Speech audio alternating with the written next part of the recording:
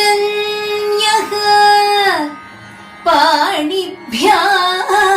पाणिभ्याम् अभयवरदो दैवतगणः त्वमेका नैवासि प्रकटितवराभीत्य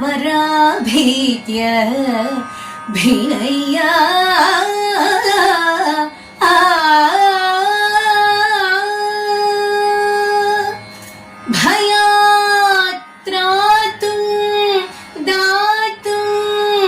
फलमपि च वाञ्छासम्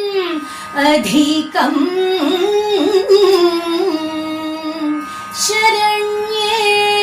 लोकानां तव हि चरणावेव निपुणौ